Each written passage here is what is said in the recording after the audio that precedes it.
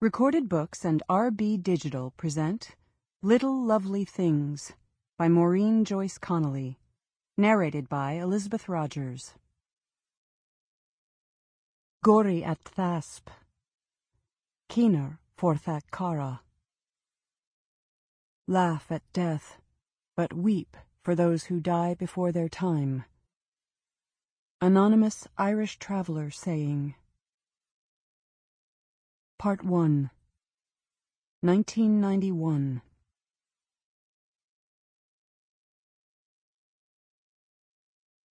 When Claire Rawlings thought of her family, it was more with the mind of a geologist than a physician. The sweeping drumlin of Andrea's collarbone, the narrow plane of Lily's sternum, the sculpted features of Glenn's face. Her dreams, too, were crowded with images of rocks and continents gliding, meeting at ragged seams and then drifting apart. This night, the first Saturday in September, with a heat wave stalled over Greater Chicago, Claire woke, sitting upright, pillow crushed to her chest. A mosaic of impressions, foggy and frenetic, competed for clarity in her brain. Something vague about the girls. Her nightgown, twisted and damp, clung to her body, even as a chill ran along her skin. She turned toward the landscape of her husband, dark against the pearlescent glow of the window. Claire could smell him more clearly than see him, the musty scent of heated skin and sweat-tinged bedclothes. "You were calling out," Glenn said, shifting to his side. Their boxer mix, Gretchy, who was curled into a tight cashew between them, groaned at the disturbance. Claire touched her hand to her temple. In addition to a minor headache, fragments from that dream were hide-and-seeking in and out of her consciousness.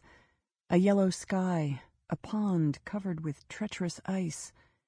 She'd go check the girls, but first, she leaned over her husband, peeking under the forearm that was thrown across his face as if he were shielding himself from an unseen onslaught.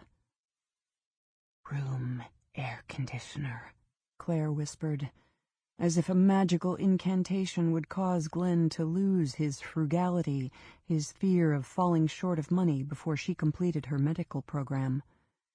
She was in the final phase, all clinical rounds, with only 5 more months to go. Slipping carefully from bed, she left the sleeping duo in peace.